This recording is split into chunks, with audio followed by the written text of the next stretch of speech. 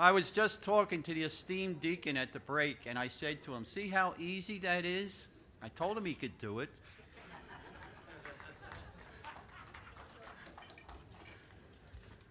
All righty.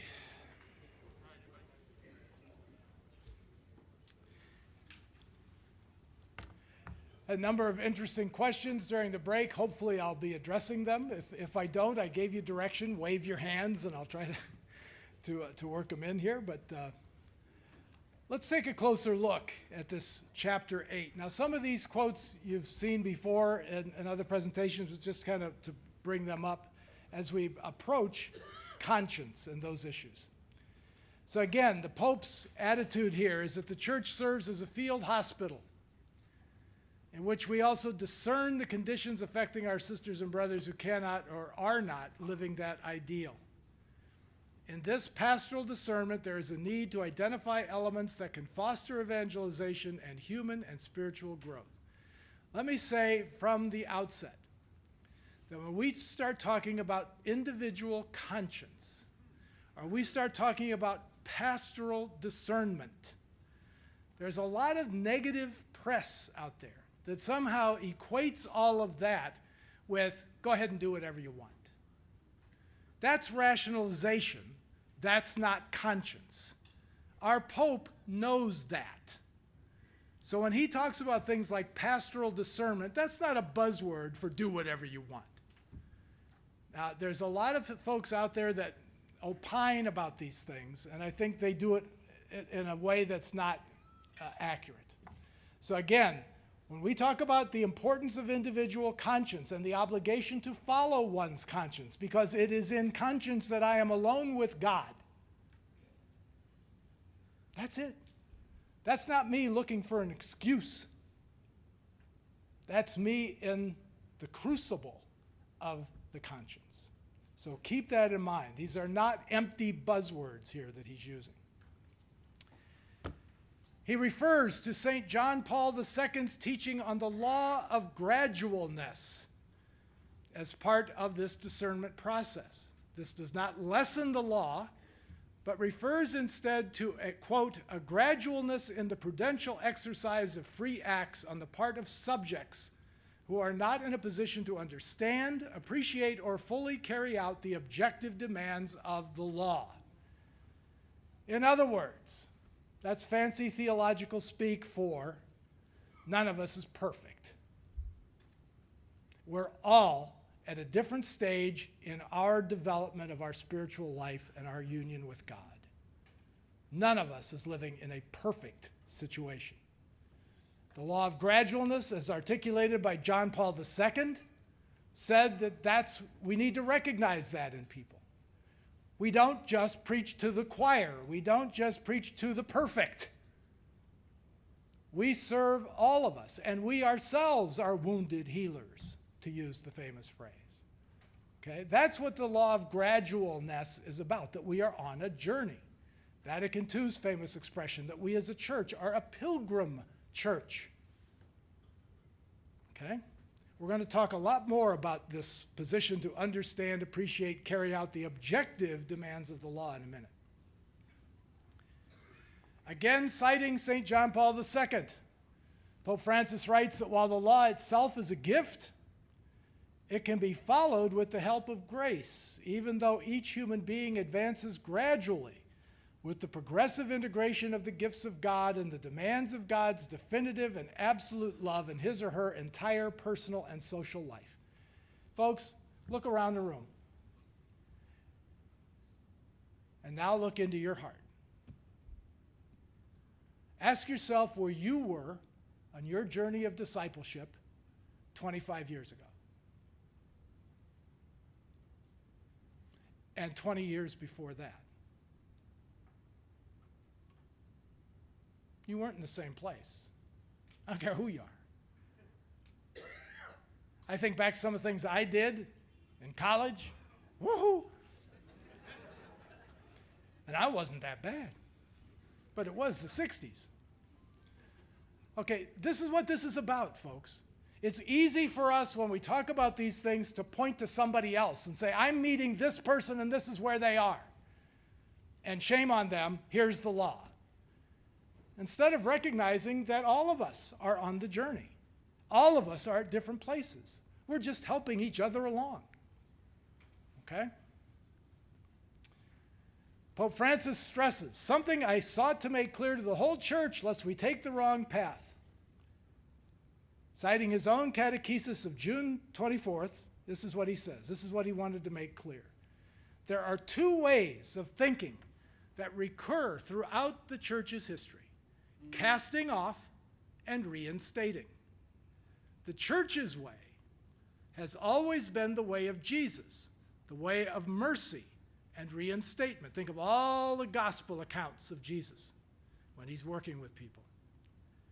The way of the church is not to condemn anyone forever. It is to pour out the balm of God's mercy on all those who ask for it with a sincere heart.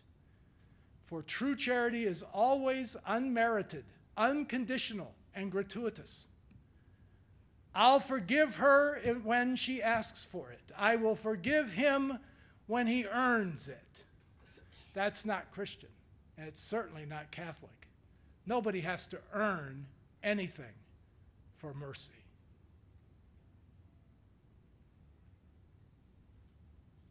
Even in the Middle Ages, when we had all these famous excommunications, excommunication was never intended to be something permanent. It was, in the words of one famous canon lawyer, always supposed to be medicinal. Turning the candle upside down and, kind of. I don't know what kind of medicine that was, but the intention was medicinal. The intention was, if I was excommunicated, it was to slap me upside the head and get my attention. Wake up. Change your ways. And so what the Pope says here is very true. The intention is never to permanently cut someone off, and certainly not from God's mercy. No one can be condemned forever, because that is not the logic of the gospel. Here I'm not speaking only of the divorced and remarried, but of everyone, in whatever situation they find themselves. In no way must the church desist from proposing the full ideal of marriage, God's plan in all its grandeur. He is not teaching changing any teaching at all of the church about marriage. Not a single one. At the same time, without detracting from the ideal, there is need to accompany with mercy and patience the eventual stages of personal growth. This isn't about insisting people get it right before we help them or before they can feel a part of our community. That's what the Pope is challenging us to. I understand those who prefer a more rigorous pastoral care, which leaves no room for confusion. But I sincerely believe that Jesus wants a church attentive to the goodness the Holy Spirit shows in the midst of human weakness. A mother who, while clearly expressing her objective teaching, always does what good she can. He gets this.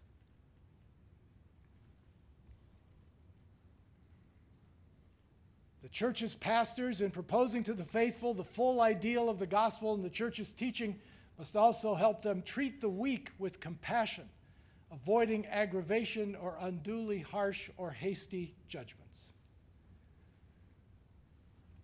Let me give you an example. At least from my own experience, you all have tons of these yourselves, I know. Before I was a deacon, I was ordained. I was still on active duty in the Navy. My last 3 years in the Navy, I was in command of a base on Okinawa, but I was also deacon at the Air Force Base where we lived. But before that, before I was ordained for the Archdiocese of Washington, I served in a variety of ways as I could in the church and chapel environments and so forth. One of those places was in our command in Winter Harbor, Maine, Winter Harbor. I was the operations officer of the base there.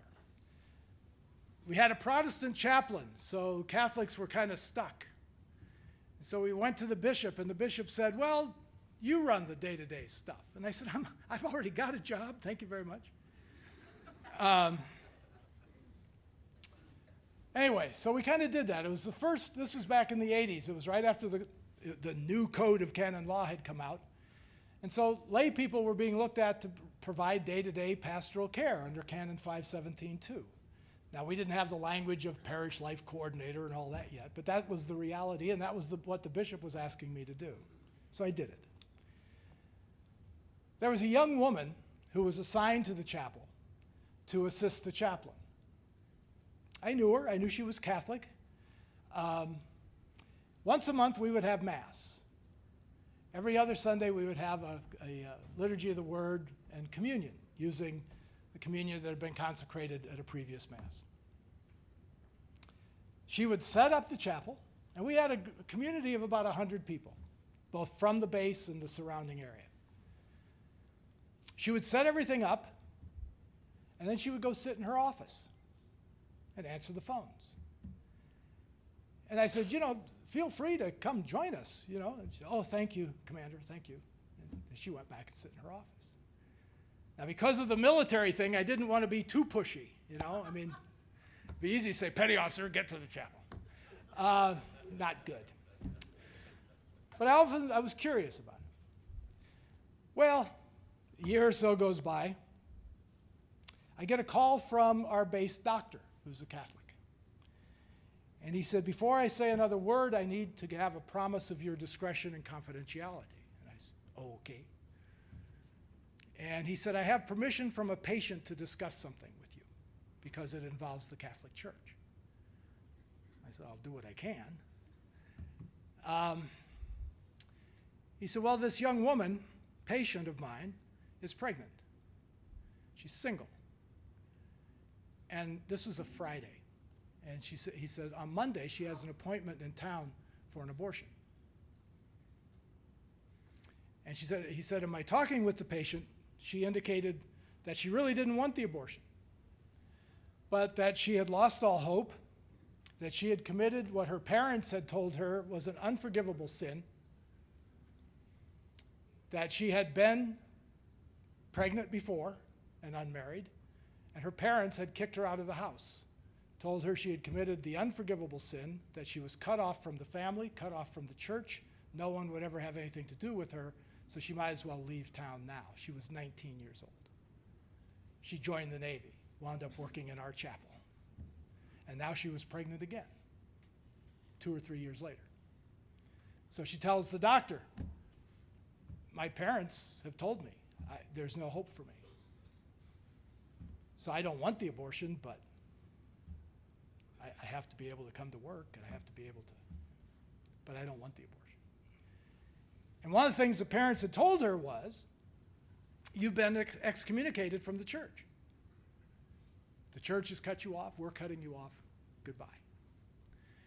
And what the doctor was curious about, he said, what's this excommunication thing? I said, I don't know. And I said, that doesn't sound like the church I know. And so I had a code of canon law, so I looked it up. And sure enough, late sententiae excommunication. Holy cow. And something to the effect that, I guess it was the commentary, said reserved to the bishop. Okay then. The parents got that bit right.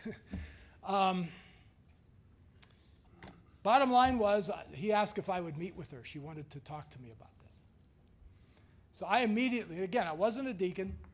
I had just finished a master's in theology, but I was by no means equipped to deal with this. And I called the local pastor, who was about 35 miles away. And great man, was a good friend. And I said, man, Peter, I'm in over my head on this one. And I described the situation to him. And he said, when are you meeting with her? I said, tomorrow. And he said, good. He said, I'm clearing my calendar. He said, I'll be here. Just pick up the phone. I said, okay. And he said, we can solve everything if she comes to confession. He said, the bishop has already delegated that, as we recently, the Pope did this universally. But the U.S. bishops had done this quite a long time ago. And so the priest not only had the authority, the faculty to forgive the sin, he also had the faculty to lift the excommunication. So we had the meeting. I met with her. It's clear she didn't want didn't want the abortion. So I spent the whole time talking to her about this is when we needed her the most and she needed us the most. That instead of sitting in the office to be part of us, let us be there and support you and be there for you. Was I condoning her extramarital or outside, no. But this is where she was. And she was so isolated and alone that this was leading her to consider abortion again. The beauty of this was the partnership with Father Peter. Because I said, all that has to, she says, I'm just lost. I don't know what to do next. I said, I do. I said, how about if I drive you in to talk to Father Peter? She said, oh, I love him. He's so kind and gentle. I said, I just need you to go in with me. I'll drive you in and talk to him. Go to confession. It's all done. He says, will he do that? I picked up the phone. I said, you ready? He said, as soon as you get here. Hung up. I drove her into town. They went into his study. 10 minutes later, out she comes. She's beaming and crying, and he's beaming and crying. We had coffee, and I drove her back to the base. Last I heard, she'd had that baby and 2 others, married for like 25 years now. But talk about the Holy Spirit just kind of working through that. But notice the pain, and notice what happened when her parents applied just the law. It drove her to other decisions that didn't need to be made. Okay? So I think of that when I read things like this. Mitigating factors in pastoral discernment. Again, read this with a jaundiced eye, and you can come off saying, yeah, this is the rationalization part. Or you can say, no, this is not what this is about. For an adequate understanding in irregular situations, one thing must be kept in mind, lest anyone think the demands of the gospel are being compromised. The church has a solid body of reflection concerning mitigating factors and situations. Hence, it can no longer simply be said that all of those in any irregular situation are living in a state of mortal sin and are deprived of sanctifying grace. More is involved here than mere ignorance of the rule. I put the Italian and the Spanish here just to kind of work this out a little bit. It said that the English says it would be petty and small-minded. The English translation on the Vatican website says it would be reductive. And so I was trying to figure out what was the source of that. What does reductive mean? And I love these language. It would be petty and small-minded to consider nothing more than whether or not a person's acts respond to a law or general rule, because this is not enough to discern and ensure full fidelity to God in the concrete existence of a human being. Because of forms of conditioning and mitigating factors, it is possible. This is one of the big problematic sections of this document.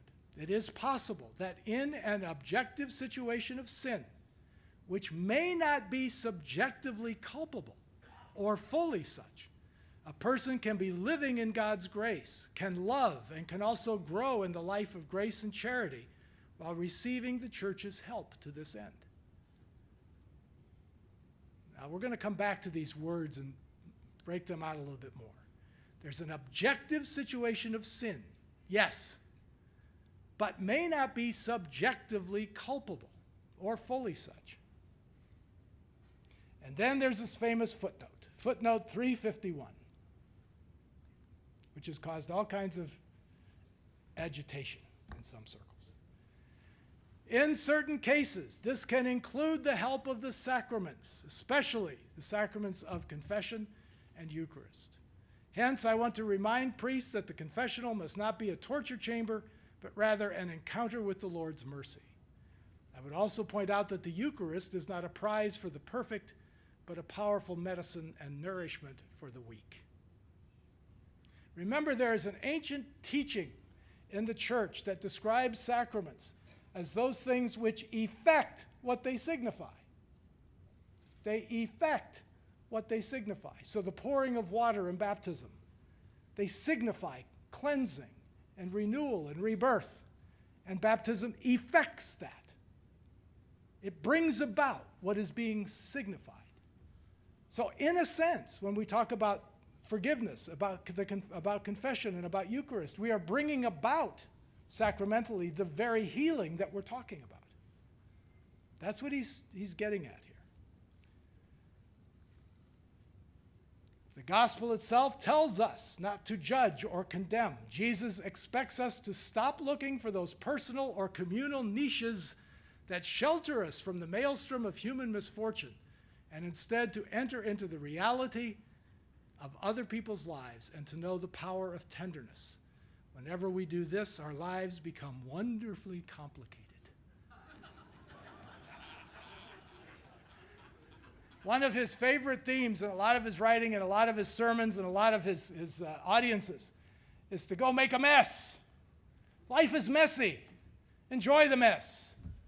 Okay? Be a part of it. That's what we're asked to do. Think about it. It's so much easier if we could just develop a matrix, black and white. You do this, you do this. You do this, you do that. But that's not life. That's not the way any of us have lived our life. Okay? Now I want to just refer you to this little book. It's just out in English. It's kind of helpful. It's kind of like Cliff's Notes. Cardinal Francesco Coco Palmerio wrote this. Cardinal Supich of Chicago writes the foreword. And all this really is in these few pages is he goes through several themes, and I'll show you what those themes are. This is the guy who's the president of the Pontifical Council for Legislative Texts. So when canon lawyers need to find out what does this text in the law mean, they write to this guy. This is the proper interpretation of this legal text. So that's who he is. Here are the 6 areas. He's gone through this chapter 8, which we've just kind of done a quick survey. And he says there are 6 main themes that the Pope talks about. And I've just spelled them out here. The Church's doctrine on marriage and family, the pastoral attitude of the Church toward those who find themselves in irregular situations, the subjective conditions or the conditions of conscience and problem of admission to sacraments, relationship of doctrine and rule in general and individuals in particular, integration of those in irregular situations, and finally, the one I want to spend a couple of minutes on, is Pope Francis's hermeneutic of the person. Now, you all remember from class, hermeneutics, interpretation. How do we understand things? And what the Cardinal is suggesting is that Pope Francis operates out of this hermeneutic of the person. And here's what he means by that. That all people, you're a person. Doesn't care what kind of person you are a person. You have intrinsic value, regardless of any other consideration. Pope Francis evaluates reality through the person. The person comes first. And he cites several examples that the Pope has used repeatedly now in his own teaching. He uses the parable of the lost sheep, where the shepherd leaves the 99, goes after the one who is lost. The parable of the prodigal son, or the healing of the leper. That the profound meaning of the healing of the leper is that in Christ we overcome all marginalization, as those lepers had been marginalized. But that to understand Pope Francis, you start with the person. All the rest of it gets applied later. To understand, you start with the person. Okay. Now, here's where we're going to shift gears a little bit. That's the document. Now, let's talk about a few of the issues that are raised by it. First of all, the language of objectivity and subjectivity. We're going to talk about the conditions for sin. We're going to talk a bit more about external and internal forum. And we're going to talk about conscience and its formation. And then I'm going to collapse and sit down. So first of all, the difference between objective, subjective, and relative. These are, in large measure, philosophical constructs. So if I'm applying value, if I'm looking for value, I write in the margin of a student's paper, today I type in the margin of a student's paper, be more objective. What am I telling that student? What am I asking of that student? Facts. What am I saying there should be less of? Personal judgment, personal feelings. I want you to be more, the value is found in the object, not me. So example I like to use is I go into a bookstore. Remember those? They're bookstores. And I have a dog-eared old book in my hand. And I go up to the bookseller and I say, how much will you give me for this book?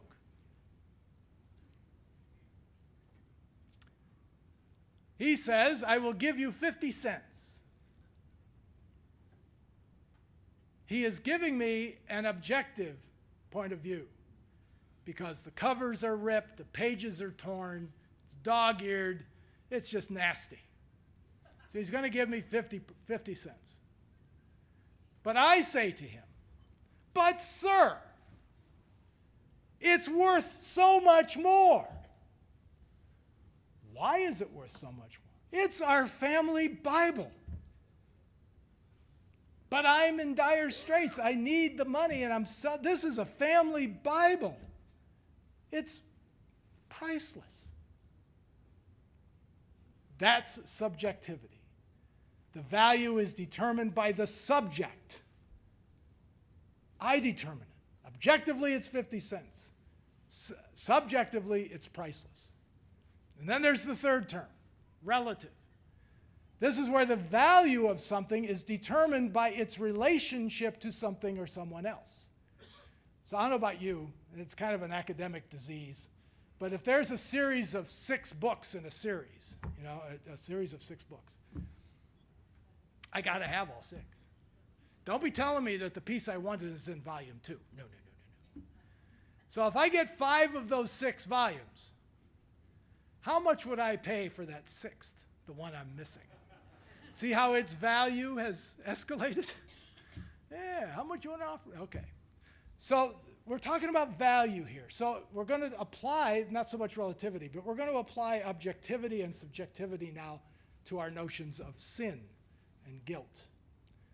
So here's what the Catechism of the Catholic Church says. I should blank this out. Can I hit blank on one of these? I did it. I don't know if I'll get it back. Baltimore Catechism, how many? Come on now. Yeah, buddy. What are the 3 conditions for a mortal sin? Serious matter. Sufficient reflection. It's sufficient reflection to know that it's serious. And full consent of the will. There you go. Sister'd be so proud. Here's what the current Catechism of the Catholic Church says. 3 conditions must together be met.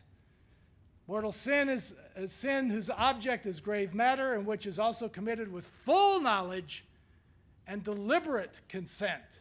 What happened to sufficient, man? Full knowledge? Wow. The BC there is not Boston College or anything else. It's Baltimore Catechism.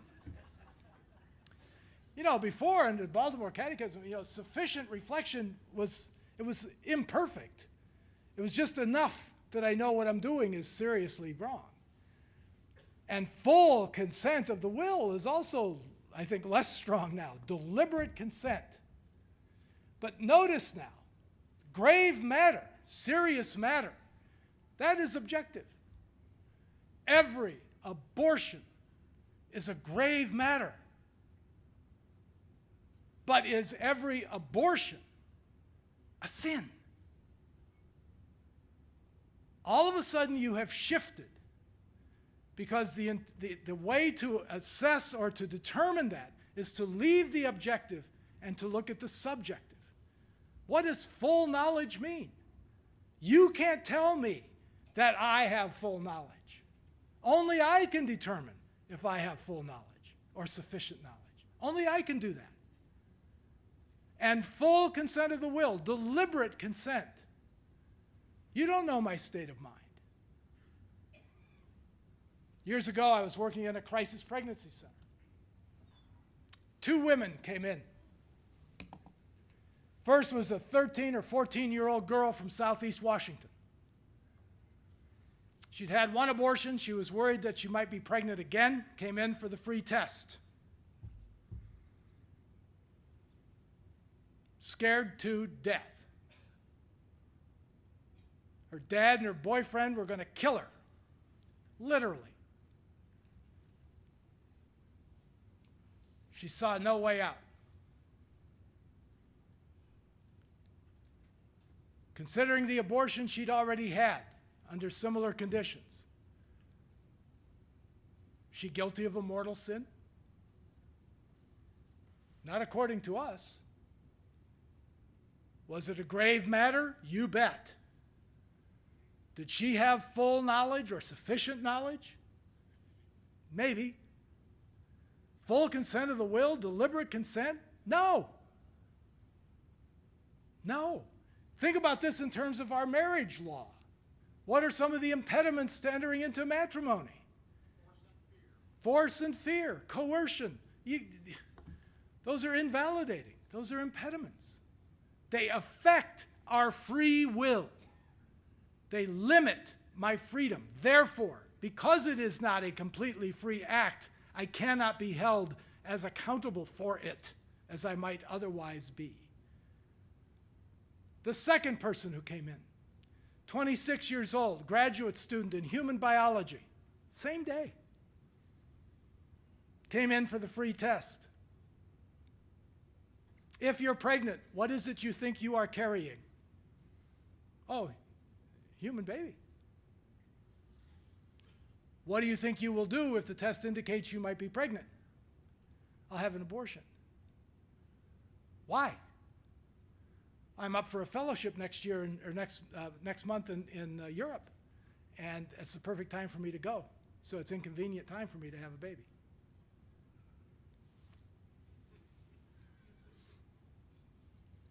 Serious matter? Sufficient reflection? Full consent of the will? See the difference? That's what we're talking about here. And how do we help people sort through those issues? External and internal forum. We talked about this yesterday. Just to review, obviously I'm not a canon lawyer either, and I don't play one on TV. The external forum, as Jerry explained, is documentary. There's stuff involved. You can document things. I really do apologize for this. There's documents, baptismal certificates, divorce decrees. There's all this stuff we can put together. We can build a file. That's external forum. And yes, our law prefers that whenever possible. Prefers that whenever possible. Why? Because we want to be transparent. We want to document things. But there is also the level of conscience, known as the internal forum. But it is a forum nonetheless.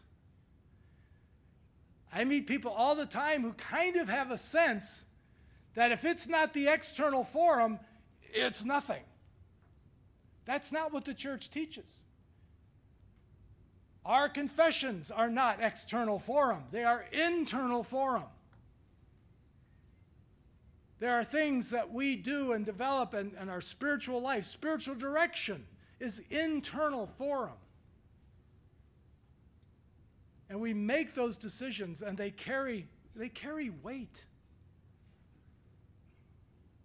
I saw this applied several times in my time in the military, because every once in a while we would encounter couples whose records had been destroyed because the base got destroyed by a bomb, and there were no more records. There was no way to prove anything with documents because there weren't any documents. So were these people supposed to be hamstrung for the rest of their life because there were no documents? And every military chaplain I ever knew how to apply the internal forum in a great pastoral, discerning way. It wasn't just, oh, I like this couple, so let's let them get married in the church and be done with it. No. There was every commitment to do things the way the church asks them to be done. But that means using both of these, if necessary. Again, I caution everybody to say that we are looking at an internal forum solution about something does not mean we are watering down the teaching of the church. If a pastor or a bishop determines that in his best pastoral judgment, that prior bond is null, it's null. Do they have a piece of paper that says that? No, because that would make it external forum. This is at the level of conscience. And that afternoon, that chaplain stood in front of that couple and received their vows. And they are as married sacramentally as someone who has obtained a written decree of nullity. Does this need to be exercised with great caution and discretion? You bet. You bet. But sometimes life gets messy. But the trouble that I see is that for many people, as I said before, I'll just repeat it one more time. If it's not external forum, it's nothing. That's wrong. Again, it's at the level of conscience. Can conscience be wrong? Yes. And I'll pay the penalty for that if I'm wrong. I will. I'll give you another example. I was in the Navy 22 years. Thank God and all the saints, I don't believe I was ever given an immoral order to follow. And I'm happy to say I never gave one. But if I had been given an order that I deemed in my conscience to be immoral, I would have refused the order. Does that mean that my refusal excuses me from doing that? No, it means I'll be court-martialed. That's okay. Court-martial me. That's fine. That's what we're talking about here. If someone is trying to game the system, they will pay. There's a judgment that comes. It's not your job and my job to apply the judgment, because this becomes a matter of conscience. And that's why the Pope consistently says, I don't make this decision on my own, Bill. Bill doesn't make this decision on his own. Bill makes this decision in working with his pastor, his confessor, his spiritual director. And jointly they help discern what is necessary and what is possible. Let's talk a little bit about conscience. This is the classic paragraph from Gaudium et Spes from the Second Vatican Council. See, I always come back to the council. Got to come back to the council. I love this language. In the depths of his conscience, a man detects a law which he does not impose upon himself, but which holds him to obedience, always summoning him to love good and avoid evil. The voice of conscience, when necessary, speaks to his heart. Do this, shun that. By the way, some of you know this already. My first set of orders in the Navy was to go be a Hebrew linguist. So I spent a year studying Hebrew. They found out I'd studied to be a priest, so in the morning we studied modern Hebrew, in the afternoon we read the Bible in Hebrew. Yeah, I learned more about Old Testament. But the word for heart in Hebrew, lev, they use that as a conscience. This is written on the heart of a man. There's the constant references to heart. You could easily substitute, in many, not all, but in many cases, you could substitute conscience for heart. For the Jewish people, this is where what I'm describing here resides, in the very heart of a person. So when necessary, the conscience speaks to his heart. Do this, shun that. For a person has in his heart a law written by God. To obey it is our very human dignity. According to it, he will be judged. He will be judged. Conscience is the most secret core and sanctuary of a person. There he is alone with God, whose voice echoes in his depths. Wow. Wow. Dignitatis Humanae, known by many people as the American document.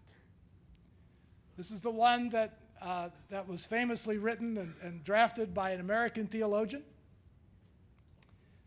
But look at this language about conscience.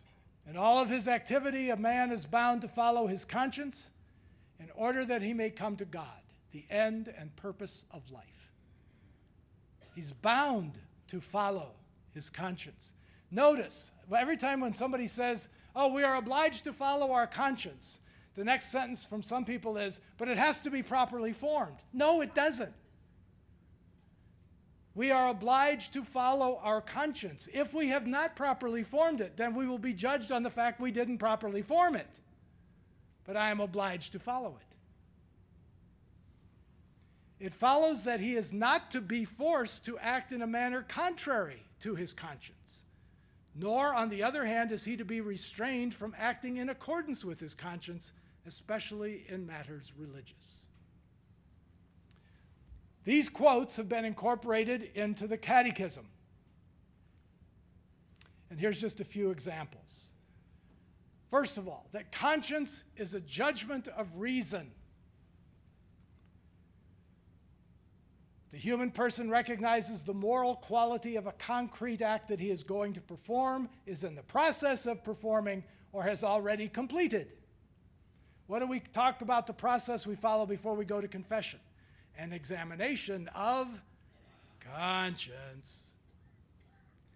In all he says and does, man is obliged to follow faithfully what he knows to be just and right. It is by the judgment of his conscience that man perceives and recognizes the prescriptions of the divine law. And that gives this quote from Cardinal Newman in the 19th century, that conscience is a messenger of him who both in nature and in grace speaks to us behind a veil and teaches and rules us by his representatives. I love this line. Conscience is the aboriginal vicar of Christ. Conscience is the aboriginal vicar of Christ. Back to the Catechism. It is important for every person to be sufficiently present to himself in order to hear and follow the voice of his conscience. This requirement is all the more necessary as life often distracts us from any reflection, self-examination, or introspection. From St. Augustine, return to your conscience. Question it. Turn inward, brethren, and in everything you do, see God as your witness. You see this? See how much deeper and richer this is than simply rationalization. This is where we can help our parishioners as well as ourselves to properly form conscience. Conscience must be informed and moral judgment enlightened. A well-formed conscience is upright and truthful. It formulates its judgments according to reason, in conformity with the true good willed by the wisdom of the Creator. Education of conscience is indispensable for human beings who are subjected to negative influences and tempted by sin to prefer their own judgment and to reject authoritative teachings.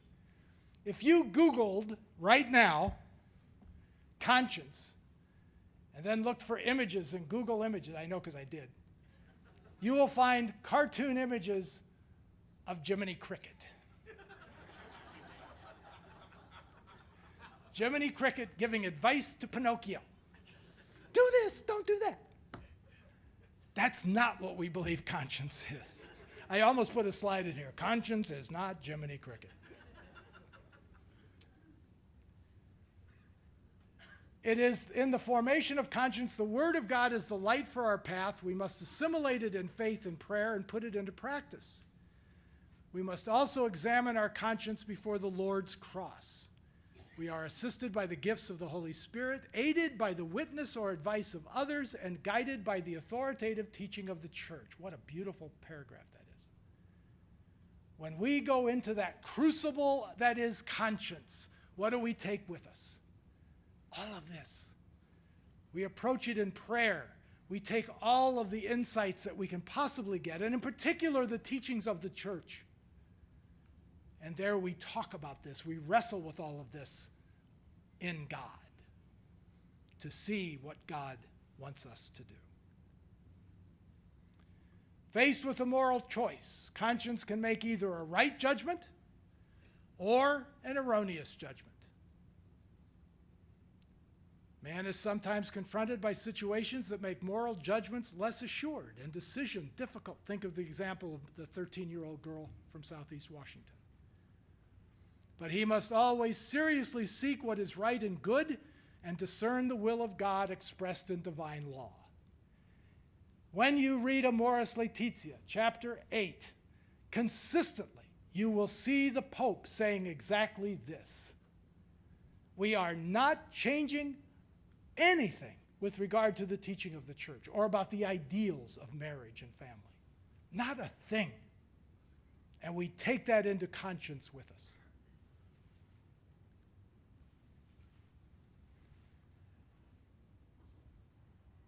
Conscience should be seen as a way of life. Yes, sometimes we're facing a big decision or something has happened and we want to spend time evaluating and reflecting and discerning. But really, we need to start approaching conscience as a way of life. How do I make decisions? Remember those first classes in formation and somebody walked you through the process of theological reflection?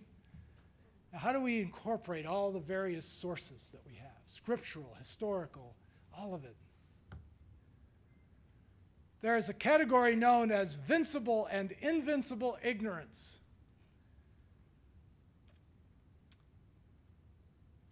We take responsibility for the vincible. Vincible ignorance means I could have known if I had spent some time looking. But I knew I wouldn't like what I would read there. So I didn't. Gee, I didn't know. Because you didn't read.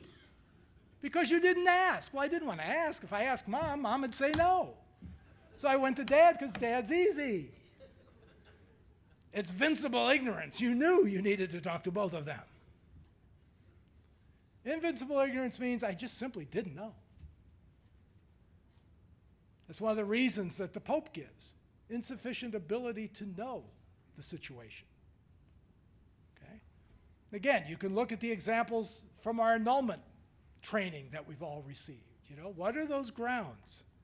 You know, I didn't know. One example that I had, I was working as an auditor in D.C. at the tribunal.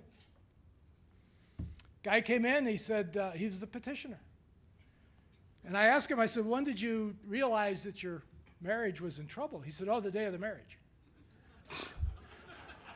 Dang. And how did you know that, son? And he said, my wife and I had a fight.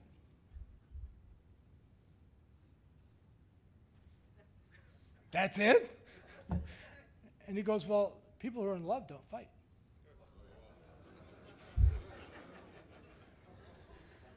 Diane and I have been married 46 years. We've had some great fights.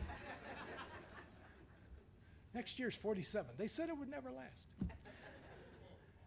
But here's the problem with this young petitioner. I'm making light of it, and I really shouldn't, because as he was a kid growing up, what did he see at home? What he saw at home was his parents, and whenever they would be approaching an argument, they would either ask the kids to leave or they would leave and work it out amongst themselves. They didn't want to hurt the kids. They didn't want to upset the kids.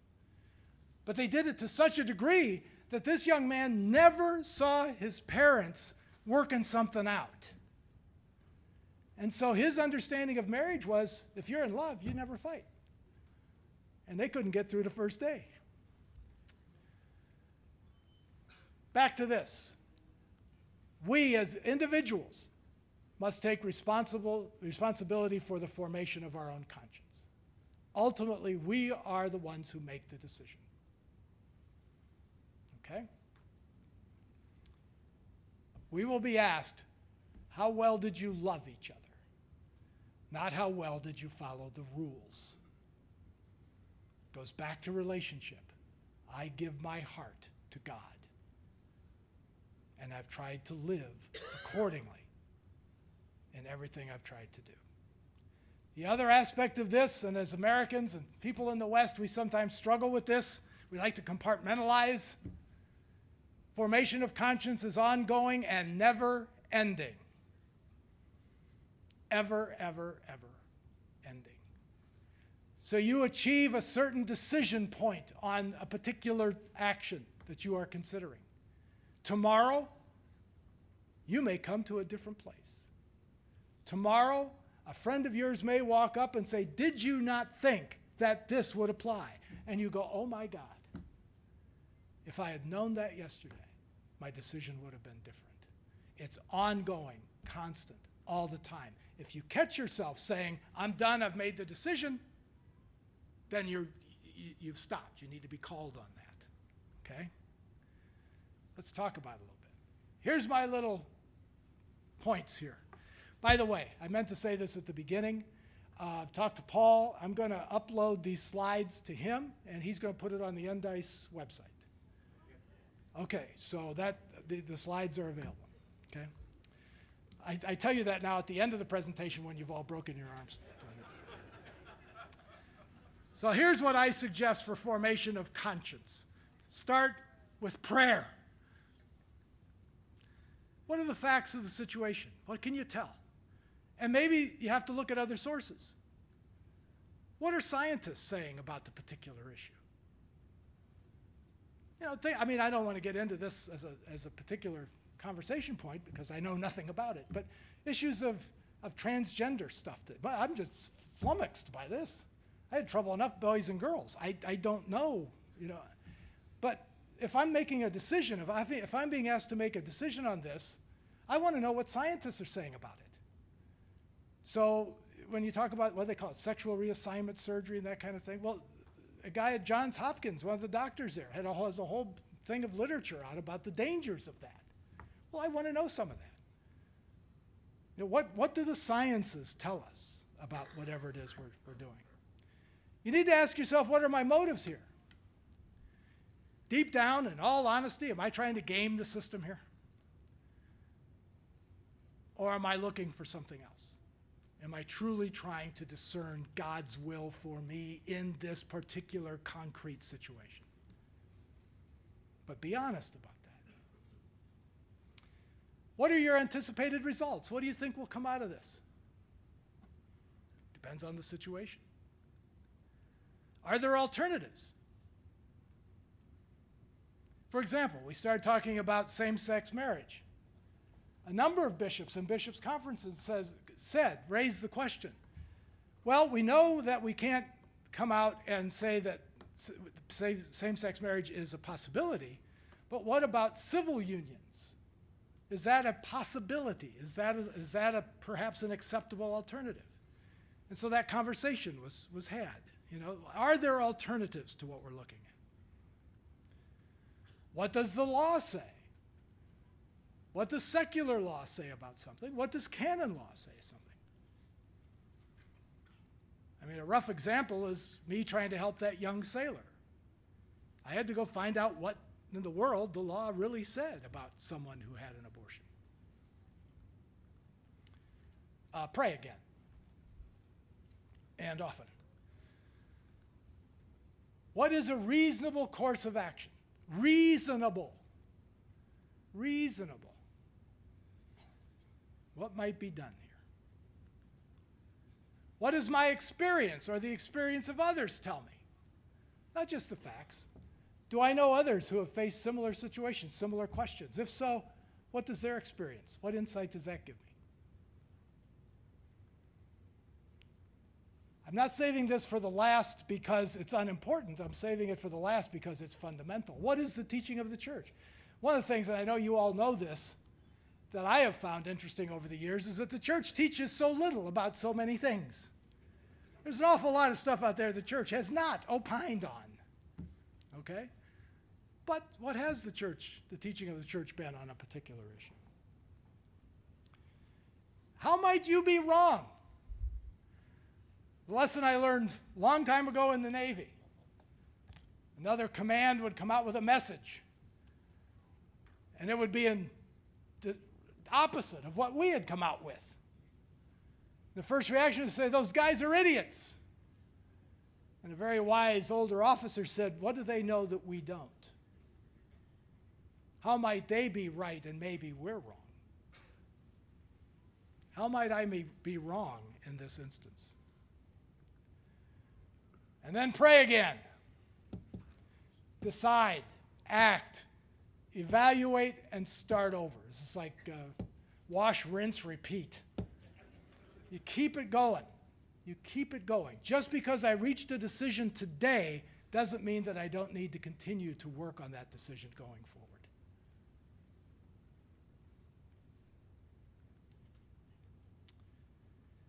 Some conclusions. And then there is a short video I've got in here which I hope will work. I don't know if it will or not. We'll give it a shot. I find Amoris Laetitia to be a very adult document. And what I mean by that is that I find, and this is nothing against previous popes, please don't do that. You know, to say that I like a way a particular pope says this doesn't mean I didn't like what previous popes said. But what I find with Francis is that there's this kind of sense of we're all adults here. You know, you're going to have to make some tough choices. We'll pray for you. We'll work with you. Make the choices. Do the best you can. I find that pretty direct and pretty realistic. It demands mature reflection by everybody. It expects people to make solid but reasonable decisions, taking all factors into account. He's very much focused on subsidiarity. Where's the best place to make this particular decision? The obligation of conscience and its formation. The law of gradualness. Every person will be at a different place on their journey, and we need to respect that. We meet them where they are, not where we think they should be. We meet them where they are. We can get to where they should be as we get to know them better. The first thing should be that. I like to remind us that as deacons, our agenda, we don't have one. Our agenda is determined by the need of the other. That's our agenda. I had a bishop one time tell me, he says, day I hear a deacon say again, this is my ministry, I'm going to laicize him. It's not your ministry. It's Christ's ministry. And we're privileged to be ordained into it, to a share of it. Our agenda is determined by the needs of others, not by my need, not by what I think I'm good at or not, but by their need. I will try to do whatever I can to help you. And once we get to the limits of my poor ability, I'm going to find other people to help you. But my agenda is set by their need. Finally, the logic of integration. What is the goal behind all of this? We go back to the very beginning of my talk. It's all about communio. It's all about our unity with Almighty God and with each other. That's who we are as church. The logic of integration says we will look for any reasonable, legitimate way to bring people together and not to cut them off, not to isolate them.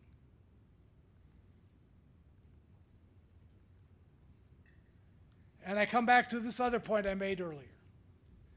Before all else, how well are we communicating that joy that love has brought to us, the joy that our families have brought to us? Yeah, the challenges too. But the joy. If we want others to follow us, if we want others to understand it, we need to be showing it. We need to be demonstrating it. I think that's his primary message, aside from all the rest of it. Do we believe what we say? This is the good news of our Lord and Savior, Jesus Christ. Really? Your words say we're saved. Your face says not so much. Come on. What do people see in us that would show them the joy of love? One of the neatest experiences of my life was on Okinawa. I was in the office one day, and I didn't hide the fact from my sailors that I was also a deacon. In fact, about a third of them were parishioners at the Air Force Base.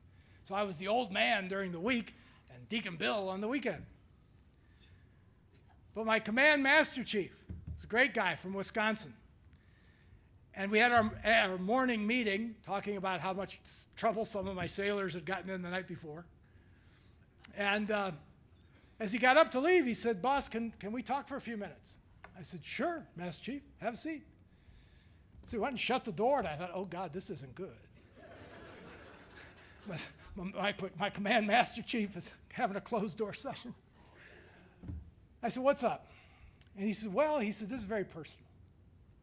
He said, I joined the Navy when I was 17 years old.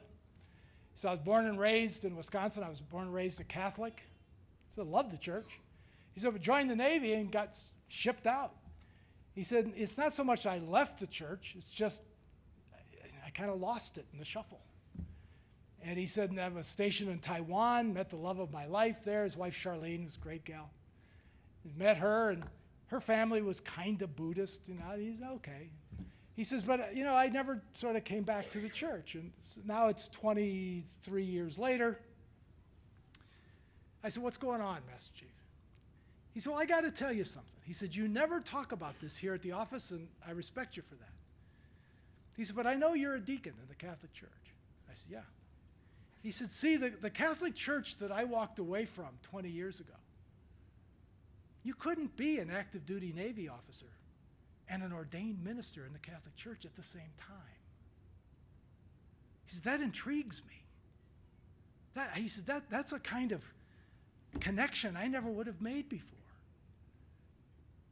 And I said, yeah, it's great, Master Chief. I still wasn't seeing where this was going. He said, would it throw you off your feet if maybe some Sunday I just sat in the back when you were preaching? I said, Master Chief, you come anytime you want. Don't sit in the back, come up front.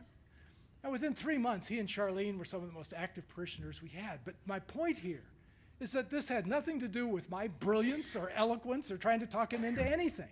What intrigued him was that connectivity.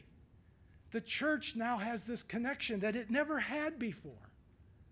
And that intrigued him. It attracted him back to the church. He saw in my situation something that he wanted that could be of value to him and his family. There's that famous thing. I just love that expression. You can't have fire, and you got to do it the right way. You can't have fire in the pews if there's ice in the pulpit. Just got to do it. All right. Some other aspects of this as we wrap up. Part of all of this, I think, and it's demanded by the document, but it's also common sense, good communication between the bishop. Remember, paragraph 300 talks about the policies of the bishops, and with priests and deacons. How well do we understand what we're trying to accomplish on our pastoral team? Priests and deacons sitting down together, either with their bishop or with his guidelines, and saying, okay, how are we going to move forward with this? Where's the handoff point, Father? At what point do you want me to refer them to you if they come to me first? How can I best help you in this situation? Okay, so I think this communication is critical. Consider continuing formation in spiritual direction and discernment. I think all of us could benefit from that as part of ongoing formation. Maybe become certified as a spiritual director. Because if a key part of our job here, according to the Pope, is to help others form their consciences, this would be a good way to help do that. Ordination doesn't confer it automatically. Know canon law and procedure to the best you can, including legal exceptions and options. When I was at Catholic U, I'd finished my doctorate in theology. And 6 months later, I was bored. And Catholic U, they used to have a great program. For $100, you could, a PhD graduate could take any course that he wanted.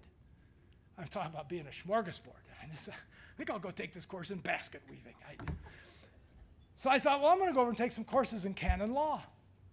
And I discovered something great with great fun. as a theologian.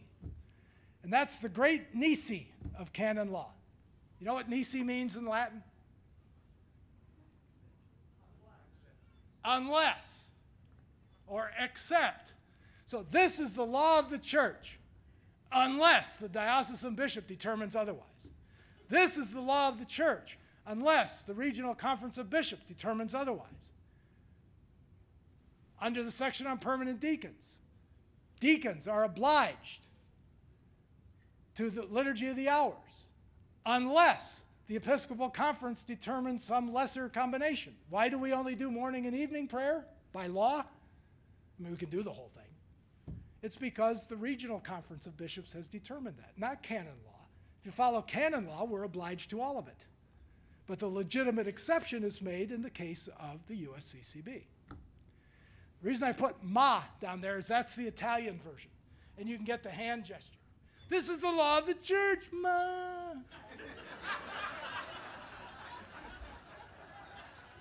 Yes, the light is red, ma.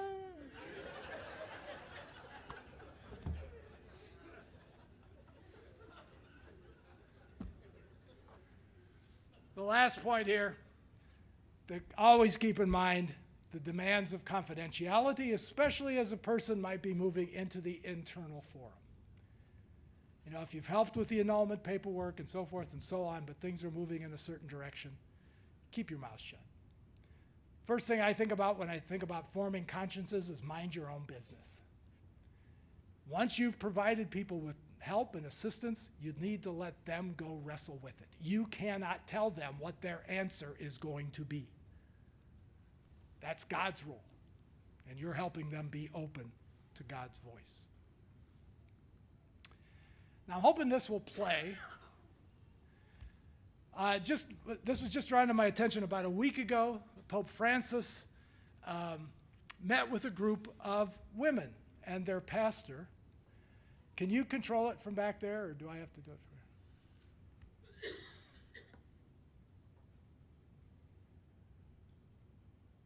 Yeah.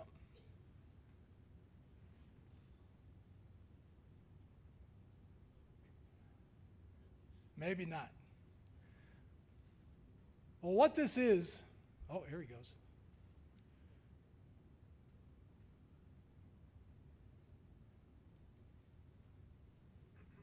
That's okay.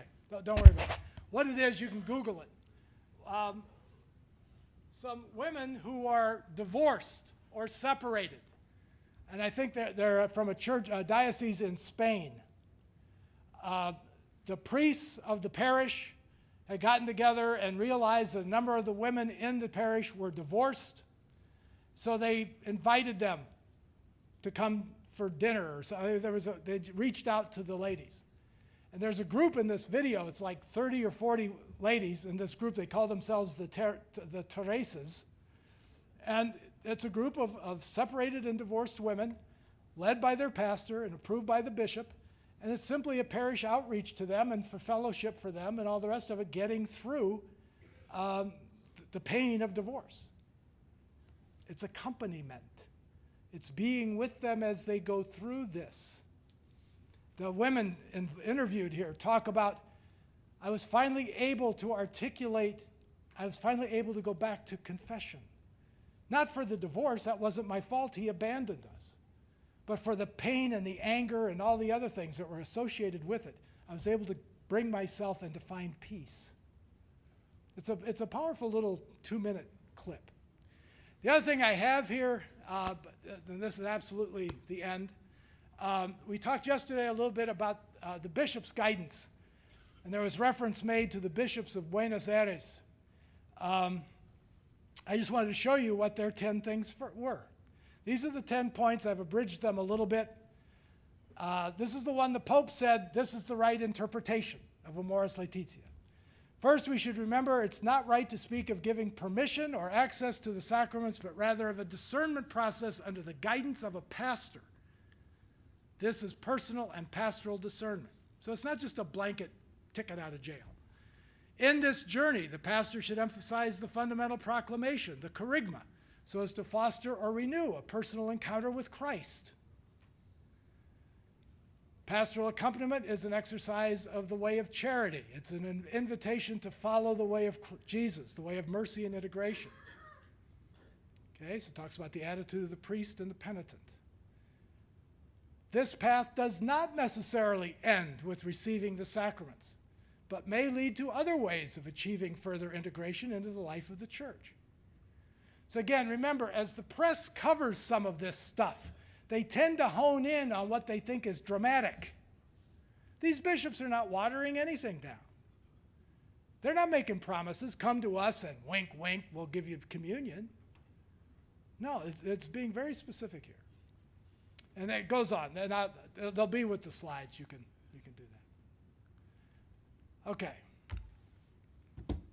Questions? Oh, one person asked me to talk about the 4 cardinals who submitted dubia to the Pope. And why won't the Pope answer their questions? I don't know Pope Francis. My guess is he's not answering because he doesn't want to. And I don't mean that as in a flip way. Think of all the things we've been talking about all morning. He wants other people to wrestle with this. There is nothing watering down the teaching of the church or the teachings of prior popes. If you look at the dubia, several of them are the questions. Dubia means question. Several of them refer to, are we still supposed to follow the teaching of John Paul II? Yes. Why do you need to ask me that? Of course you do. There is nothing inconsistent here. So why isn't the Pope saying it? Because he doesn't need to, at least in my opinion. Now, I think so. And he's saying the rest is in your hands. Bishops, you're filled with the Holy Spirit at your ordination. Lead your priests, the deacons, and people in this process. Now, there are all kinds of opinions out there. And of course, a lot of the folks who are expressing these concerns tend to be canon lawyers. And God bless them. You know? And I don't mean this to sound as flip as it's going to be, but I don't come to know Jesus Christ through the code. And again, when I talked about the hermeneutic that Francis uses, I encounter Christ in you, and you, and you. That's how I encounter Christ. We'll get to the law book later. So lawyers, sit down, relax, be a disciple. Anyway, that's the other thing. There was concern raised about some bishops in Germany. Again, what I said before, if an internal forum solution is deemed appropriate and made by legitimate authority, i.e. the pastor, that marriage is null. It's not in the external forum. But it's a forum, nonetheless. There's a process laid out to follow.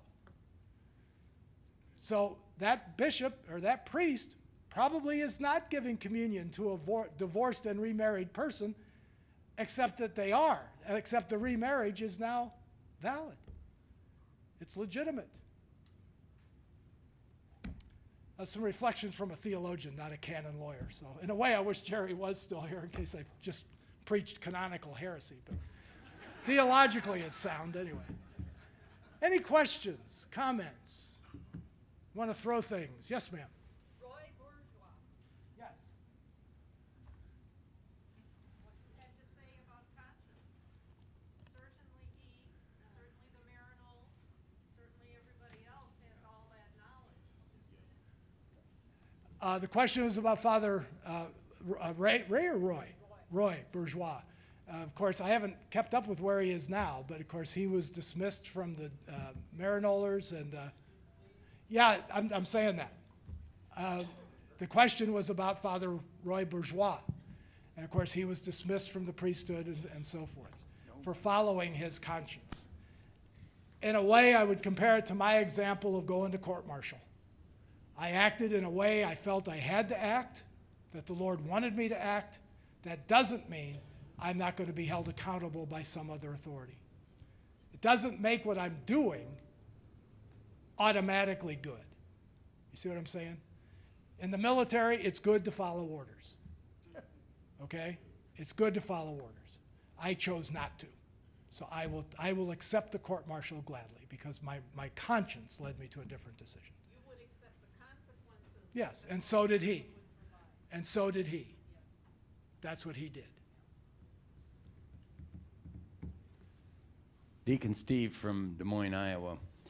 This is the second time I've heard you, and you're just as enthusiastic this time. Thank you to a wonderful presentation. Thank you. Simple question: what was the book that you referred us to? This one? Yep. Yeah, it's called A Commentary on Chapter 8 of Amoris Laetitia. Okay. Very clever name there. Very clever name. It's in the slides, I think, but if not, you can Google the guy's name, Francesco Palmerio. So anyway. Slow down, say it again, because many people are trying to write it down. Okay, here we go, slowly. It's called A Commentary on Chapter 8 of Amoris Laetitia. It's written by Cardinal Frank Coco Palmerio, C-O-C-C-O, P-A-L-M-E-R-I-O, Coco Palmerio.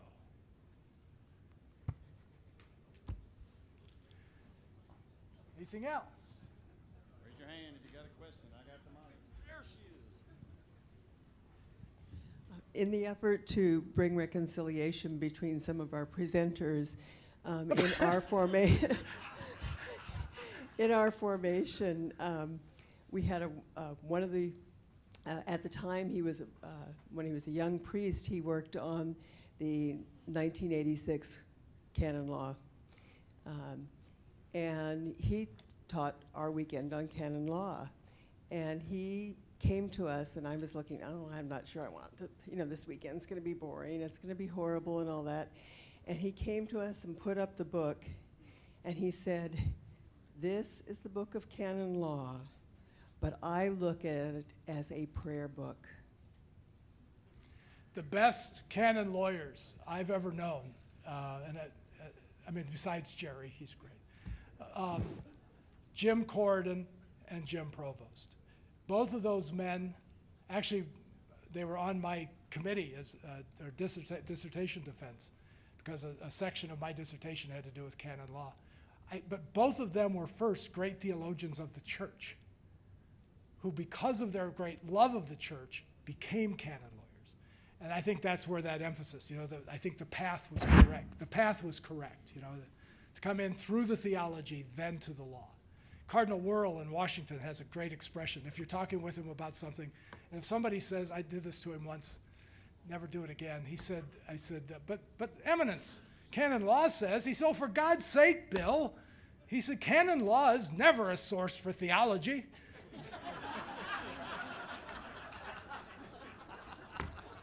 You're right, Eminence, you're absolutely right.